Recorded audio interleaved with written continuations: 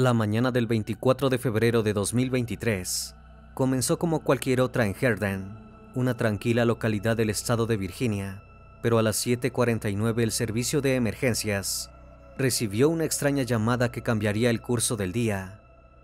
Del otro lado de la línea, no se escuchó un pedido concreto de ayuda, sino sonidos, quejas propias de alguien que estaba padeciendo un dolor insoportable. Luego, la comunicación se cortó abruptamente antes de que la operadora tuviera la posibilidad de rastrear la ubicación de la persona. 15 minutos más tarde, el operador del 911 recibió otra llamada del mismo número. Esa vez, un hombre y la niñera que trabajaba en su casa informaron que acababan de dispararle a un intruso que había invadido la vivienda. Al llegar al lugar de los hechos, las autoridades policiales se encontraron con algo mucho peor de lo que imaginaban. En una de las habitaciones estaban los cuerpos sin vida de Christine Benfield, dueña de casa y madre de familia, y el de Joseph Bryan, el mencionado intruso. En la casa aún permanecían con vida Brenda Benfield, el esposo de Christine, Juliana Magalhães, la niñera que vivía con ellos, y la hija de 4 años del matrimonio. A simple vista, todo parecía indicar que estaban ante un trágico pero legítimo caso de defensa propia ante el ataque de un extraño. Sin embargo, a medida que los días fueron pasando y los investigadores siguieron los pasos que los indicios les marcaban, numerosas contradicciones, silencios y mentiras empezaron a salir a la luz. Lo que al principio parecía una escena casi rutinaria para las autoridades, se transformó en el centro de una de las investigaciones más retorcidas del último tiempo, que logró captar la atención de la prensa local e internacional. Nada era lo que parecía en la casa de Benfield. Detrás de una fachada de familia perfecta, en realidad, se escondía una historia de secretos y traición. Buenas noches, bienvenidos al Criminalista Nocturno.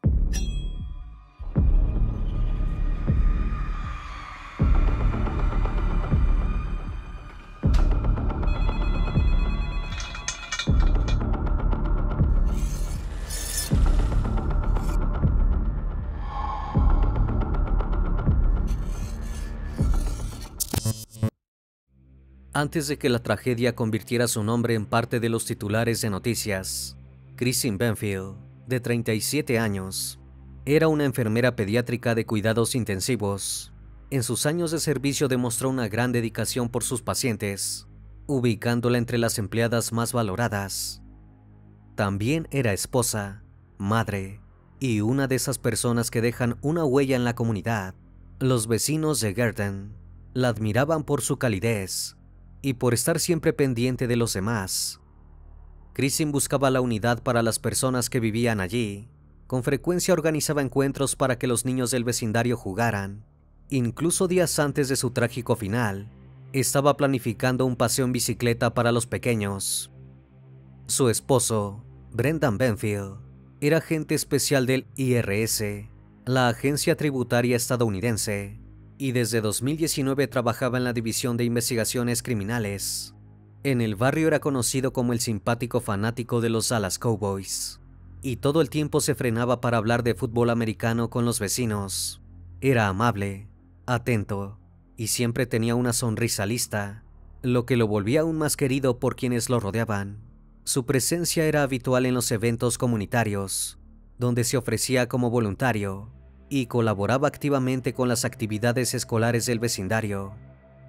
Desde la mirada ajena, el matrimonio de Christine y Brendan parecía perfecto e indestructible. Se veían felices estando juntos y más aún cuando en 2019 recibieron a su hija Valerie. En 2021, cuando la niña comenzó a crecer, el matrimonio decidió contratar a una niñera para que los ayudara con su cuidado, especialmente mientras ellos estaban trabajando. Así fue como Juliana Magalhães, una joven brasileña, llegó a sus vidas. A través del programa de intercambio, Juliana había logrado cumplir su sueño de mudarse a Estados Unidos. Durante años había fantaseado con el sueño americano. Su mayor deseo era dejar atrás el campo de Sao Paulo donde había crecido y llevar una vida repleta de lujos y comodidades en el país norteamericano. Y por fin lo pudo cumplir, incluso superando sus expectativas. Se instaló en la casa de la familia Benfield, una propiedad ubicada en uno de los suburbios más prestigiosos de Virginia, valuada en casi $1 millón. El vecindario tenía vigilancia privada, casas con jardines amplios y escuelas reconocidas por su excelencia académica, lo cual hacía sentir como una película. Gracias a su carisma y predisposición, en poco tiempo dejó de ser solo la niñera y pasó a ser prácticamente una integrante más de la familia. Pero el 24 de febrero de 2023, la vida perfecta que llevaban terminó de un momento a otro. Aquella mañana, alrededor de las 7, Brendan fue el primero en salir de la casa para ir a su trabajo, en el condado vecino de Viena, como lo hacía habitualmente. Minutos después también lo hicieron Juliana y Valerie, porque tenían planeado visitar el zoológico. Christine se quedó sola. Apenas habían recorrido unas cuadras en el auto, cuando Juliana se dio cuenta de que había olvidado sus almuerzos. Decidió regresar a la casa para buscarlos, y fue entonces cuando algo le llamó la atención. Eran las 7:37 de la mañana, y frente a la casa había un auto estacionado que no reconocía, pero lo peor era que había visto a un hombre completamente desconocido entrando a la fuerza. Preocupada, llamó a Christine para advertirle, pero no obtuvo respuesta. Entonces contactó a Brendan para ponerlo al tanto de lo que estaba ocurriendo.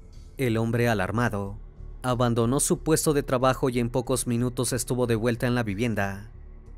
Juliana y Valerie lo habían esperado afuera. Una vez que estuvieron juntos, ingresaron a la casa. La niñera llevó a la niña al sótano para mantenerla a resguardo, mientras Brendan subía corriendo las escaleras hacia la habitación matrimonial. Allí encontró al desconocido atacando a Christine. El hombre tenía un cuchillo en la mano con el que estaba apuñalando a su esposa. Brendan desenfundó su arma reglamentaria y le dio la orden de detenerse, pero el agresor no obedeció. Brendan no vio otra alternativa que disparar para intentar salvar a Christine. El disparo hirió al agresor, pero no le quitó la vida. Entonces apareció Juliana, que había subido para ver qué sucedía, y Brendan le pidió que buscara otra arma que había en la casa y le disparara nuevamente. La niñera cumplió con el pedido de su jefe y finalmente, el intruso quedó inconsciente. A las 7:49, Juliana llamó al 911 con su celular, pero la conversación se cortó antes de que pudiera pedir asistencia a las autoridades. A las 8:02, cuando habían pasado casi 15 minutos, el teléfono de los servicios de emergencia volvió a sonar. Esta vez, una operadora alcanzó a escuchar a Juliana pidiendo ayuda, pero enseguida Brendan tomó la palabra. Le explicó a la operadora que había tenido que dispararle a un hombre dentro de su propia casa porque estaba atacando a su esposa con un cuchillo. Sin dejar pasar más tiempo, la policía se presentó pocos minutos después de las 8 de la mañana. En el domicilio ubicado en la calle Stablebrook Way, se encontraron con una escena que los propios oficiales describieron como espantosa. El olor a pólvora aún era perceptible en el ambiente, y la sangre proyectada parecía cubrir gran parte del dormitorio, donde fueron encontrados los cuerpos de Christine Benfield, con múltiples heridas de arma blanca, y de un hombre con 2 impactos de bala. Hasta entonces, el intruso era un desconocido que luego fue identificado como Joseph Bryan, de 39 años. A simple vista, todo indicaba que se trataba de un caso de legítima defensa. Un hombre defendió a su esposa de un furtivo atacante, y la niñera, aunque estaba en estado de shock, parecía dispuesta a colaborar con su testimonio. Pero a medida que las autoridades comenzaron a reconstruir los hechos, la investigación giró hacia otra dirección. La niñera fue la primera en hablar con los oficiales para contarles lo que había sucedido. Aún en estado de shock, sacó a la niña del sótano y salió de la casa para dar su testimonio.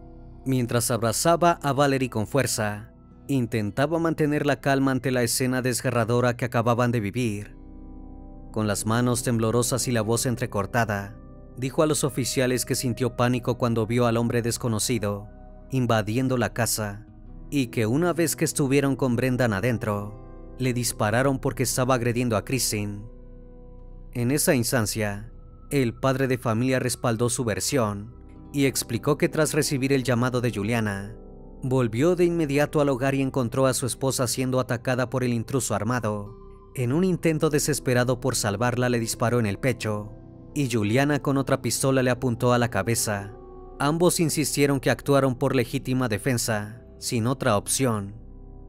Pero aunque la versión de los sobrevivientes parecía encajar a la perfección, con las primeras inspecciones que las autoridades hicieron en la casa, el caso se tornó confuso.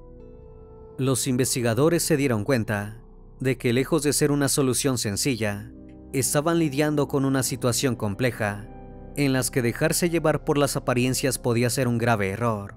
La escena tenía elementos que no terminaban de cuadrar con lo relatado por Brendan y Juliana, y eso encendió las primeras dudas. A medida que los forenses fueron analizando en detalle los elementos recolectados del lugar de los hechos, comenzaron a surgir cuestiones sin sentido, y cuanto más intentaban encontrar respuestas coherentes, más inquietante se tornaba la historia. La primera alarma se encendió cuando se obtuvieron los resultados de la necropsia practicada sobre el cuerpo de Christine Benfield. Los forenses pudieron determinar que las puñaladas no habían sido producto de un ataque impulsivo o de una situación caótica. Por el contrario, se trataba de heridas profundas, hechas con precisión por alguien que no solo tenía intención de hacerle daño, sino asegurarse de que no quedara con vida. Esta información no coincidía con el relato de los testigos, ya que lo más lógico hubiese sido que Joseph Bryan, el agresor, hubiese actuado de forma errática al ser sorprendido en plena irrupción de la casa. Otro hallazgo alarmante fueron los restos de sangre encontrados en el lugar. Christine estaba rodeada de un charco de su propia sangre, pero según los análisis en otras partes de la casa, Joseph Bryan no había fallecido en la misma habitación donde fue encontrado, sino que su cuerpo había sido movido. Esto significaba que estaban ante una escena montada. Alguien había plantado indicios en el lugar exacto para que el relato del crimen en defensa propia tuviera sentido. Por otra parte, la niñera había dicho que en cuanto vio a Joseph Bryan irrumpiendo en la casa, llamó a Christine a su celular y no logró comunicarse.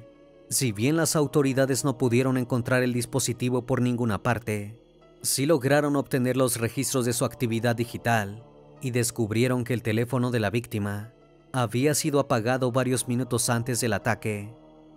Además, no se encontraron señales de que ninguna de las entradas hubiera sido forzada. Las puertas no parecían violentadas y todas las ventanas se encontraban en condiciones. No existían pruebas que sugirieran que Joseph Bryan había ingresado por la fuerza. Todo indicaba que alguien la había abierto. De hecho, algunas de sus pertenencias fueron halladas dentro de la casa, ordenadas en un rincón como si se tratase de un invitado cualquiera.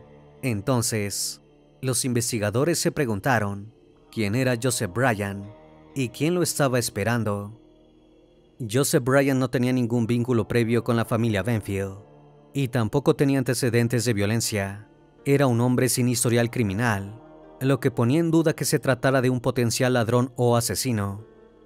Pero lo que descubrieron a continuación no solo los sorprendió, sino que cambió por completo el rumbo de la investigación. Gracias a las pericias realizadas a su celular, supieron que el presunto intruso era usuario de un sitio web llamado FetLife. Se trataba de una aplicación destinada a personas con fetiches o intereses íntimos particulares. El hombre resguardaba su verdadera identidad bajo el seudónimo Taco Supreme 7000 y llevaba varias semanas intercambiando mensajes con una mujer que se hacía llamar Anastasia 9. En las conversaciones ambos hablaban de sus fantasías, de posibles encuentros íntimos y de planes para conocerse en persona. Pero lo más llamativo fue que el perfil de Anastasia 9 tenía una foto de Christine, una imagen que, según pudieron comprobar los peritos, ella le había enviado a su esposo un mes antes de la tragedia. A partir de ese descubrimiento, los investigadores comenzaron a sospechar que la enfermera no tenía conocimiento sobre la existencia de ese perfil, sino que alguien más lo había creado usando su imagen. Con el correr de los días, las conversaciones habían pasado del sitio FetLife a la aplicación de mensajería Telegram, y en determinado momento se comunicaron por llamada. Eso implicaba que otra mujer se hiciera pasar por Christine para sostener la mentira. El último mensaje que Joseph Bryan recibió por parte de Anastasia 9 fue en la mañana del 24 de febrero, cuando la mujer lo invitó a su casa. La dirección que se leía en el mensaje coincidía con la de la familia Benfield. En ese punto las sospechas pasaron a ser confirmaciones. Ya nadie creía que Joseph Bryan hubiera forzado su entrada, sino que por el contrario, había sido víctima de un engaño. Y si Christine no había sido quien lo invitó, entonces alguien más había armado todo. Las sospechas comenzaron a girar hacia el entorno del propio hogar. Poco a poco todas las piezas comenzaron a señalar a Brendan Benfield, el padre de familia. Además de ser incriminado por los indicios, no había declarado durante todo el proceso de investigación, amparándose en la Quinta Enmienda, el derecho constitucional a mantenerse en silencio. Pero él no era el único sospechoso en este crimen. La niñera Juliana Magalhães, por su parte, también quedó bajo la lupa. Investigando sus movimientos, las autoridades comenzaron a atar cabos y a elaborar una nueva teoría sobre lo ocurrido, una hipótesis que eliminaba la creencia de un asesinato cometido por un intruso y una reacción en defensa propia, y que en su lugar dejaba en claro que estaban ante un retorcido plan macabro. Siguiendo los pasos de los sospechosos, aparecieron pruebas que evidenciaban que Brendan Benfield y Juliana Magalhães llevaban meses teniendo una relación sentimental a espaldas de Christine. No se trataba solo de rumores. Había evidencia concreta que indicaba un vínculo profundo y sostenido en el tiempo, mucho más que un simple desliz. En sus dispositivos electrónicos descubrieron correos electrónicos con tono íntimo, mensajes enviados a altas horas de la noche, e incluso fotos juntos en escapadas románticas a Nueva York, que confirmaban la infidelidad. Además, a pocos días de ocurrido el crimen, ambos continuaron con sus vidas como si nada hubiera pasado, sin permitir que el dolor por la pérdida de Christine formara parte de sus rutinas. Asistían a reuniones sociales, salían a cenar y mostraban una serenidad que inquietó a quienes los conocían. Las autoridades descubrieron que Juliana se había instalado en la habitación de Brendan, ocupando el lugar que antes era de Christine. Incluso colocaron una foto de ambos en la mesa de noche. También fueron vistos juntos practicando tiro al blanco. Este detalle, lejos de ser circunstancial, fue incluido en la investigación como una muestra de complicidad en el posible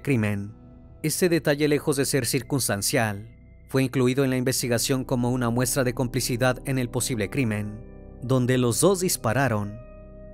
Por otra parte, ambos cambiaron sus teléfonos y eliminaron sus antiguas cuentas de iCloud, dejando atrás recuerdos de su vida pasada. Las autoridades interpretaron esta acción como un intento deliberado de borrar pruebas digitales, dificultando así el seguimiento de sus conversaciones previas al crimen.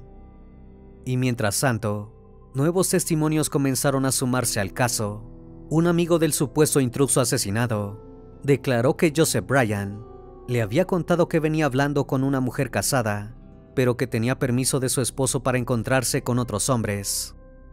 También varias mujeres confesaron que había tenido relaciones con Brendan, a pesar de estar casado con Christine.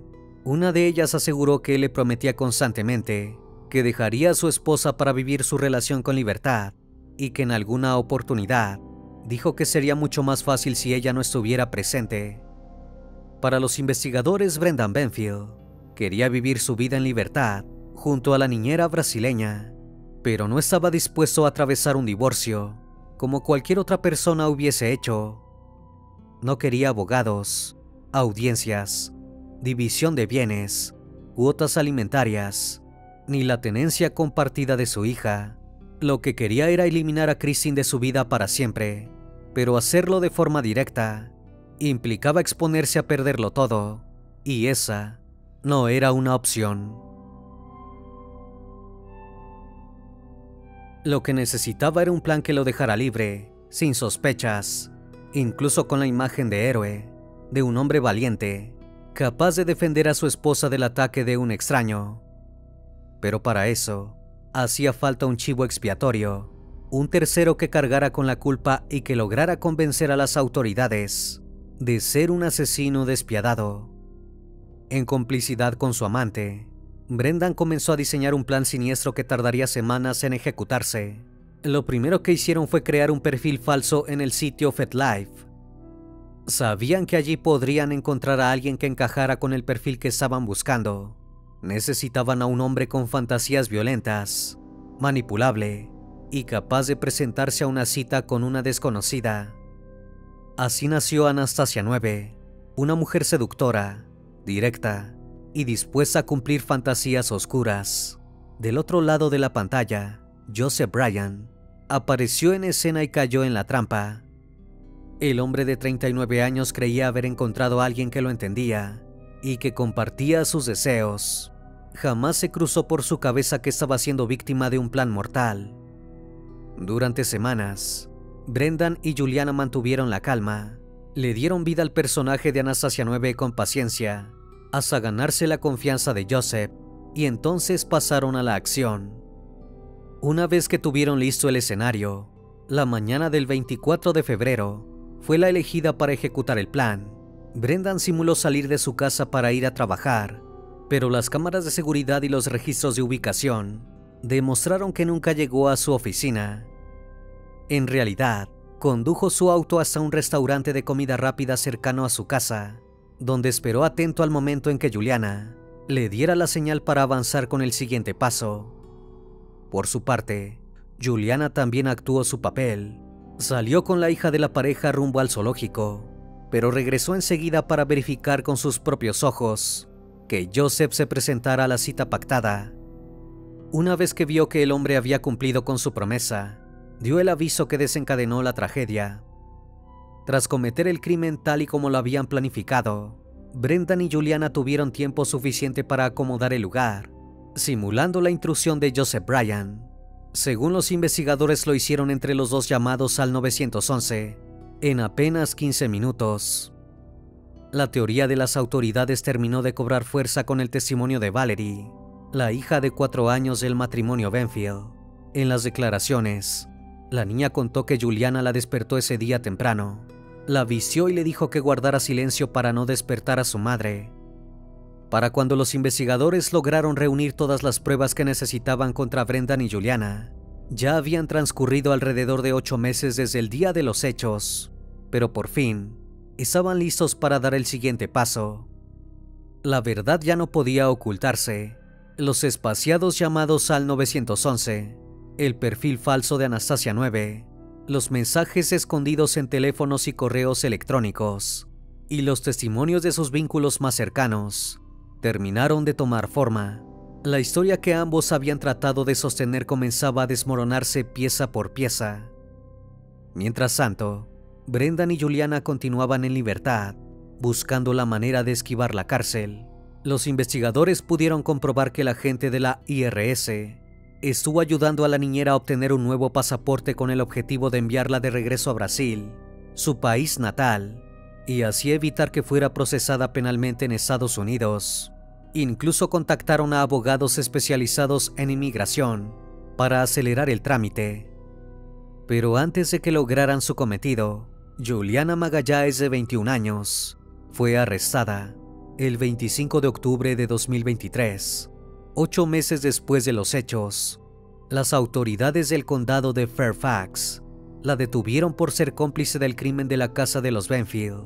Su rostro apareció en todos los medios locales, y su nombre dejó de ser el de una simple niñera para convertirse en el centro de un escándalo. Fue acusada formalmente por el homicidio de Joseph Bryan y enviada al centro de detención de adultos del condado a la espera del juicio, que definiría su inocencia o culpabilidad. Sin embargo, no era el objetivo principal de las autoridades. Ella fue una pieza necesaria, una especie de asistente para el verdadero autor intelectual y material de la tragedia, Brendan Benfield. Con Juliana tras las rejas, las autoridades decidieron poner en marcha una estrategia que les permitiera encarcelar al principal sospechoso. Le ofrecieron un trato legal a la niñera, en el que si se disponía a colaborar con la investigación y revelaba la verdad sobre lo que ocurrió aquella mañana, su condena podría ser reducida. Incluso le aseguraron que si cooperaba por completo podía evitar la cárcel. Juliana aceptó el trato y testificó contra su pareja. En septiembre de 2024, Brendan Benfield fue finalmente arrestado.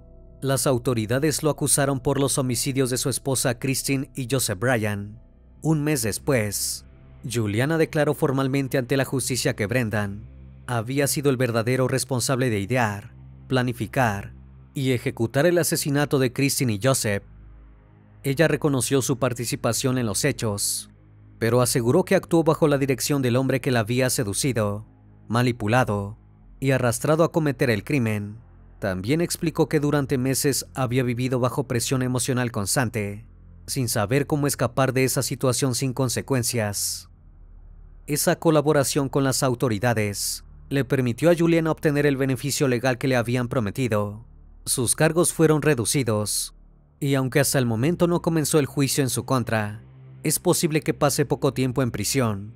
Sus abogados defensores han presentado informes psiquiátricos para reforzar la idea de que no actuó con total libertad de conciencia y que su vínculo con Brendan fue coercitivo y abusivo.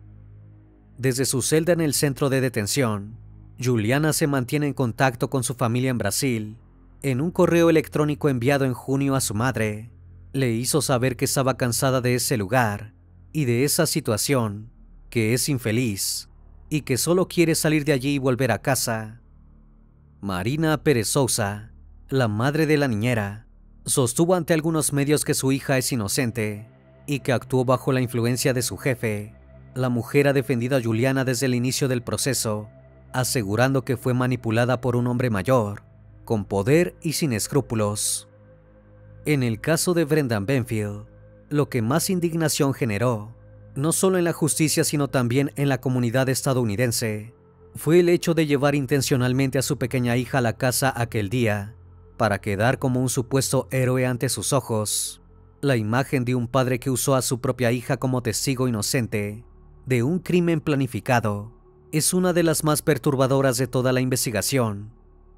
El hombre de 39 años fue acusado de 4 cargos de homicidio agravado, un cargo por uso de arma de fuego en la comisión de un delito grave, abuso, negligencia infantil y también crueldad infantil. En la actualidad, permanece detenido sin derecho a obtener libertad bajo fianza, y el juicio en su contra está programado para octubre de 2025, con una duración estimada de 4 semanas. Aunque en el estado de Virginia, las declaraciones extrajudiciales de menores de 13 años no pueden usarse como prueba, se espera que en este caso se haga una excepción y se tome en consideración el testimonio de Valerie. El caso que involucró a la familia Benfield y a la niñera Juliana Magalhães causó un fuerte revuelo en la población estadounidense, pero también en la brasileña. Resultaba sorprendente que una familia modelo, como la que habían construido Brendan y Christine, terminara con un final tan trágico. Nadie podía explicar cómo en lugar de buscar una salida pacífica para hacer su vida, Brendan Benfield había preferido optar por el camino más oscuro. Tuvo la posibilidad de divorciarse, de afrontar la verdad y asumir las consecuencias de una separación como lo hubiese hecho cualquier otra persona en su situación, pero nada de esto era opción viable para él. No estuvo dispuesto a soportar la deshonra que un divorcio significaba para él, y en su afán por eliminar por completo a Christine, arrastró a Juliana Magalhães a una vida criminal, y además, asesinaron a un hombre que nada tenía que ver con aquella historia.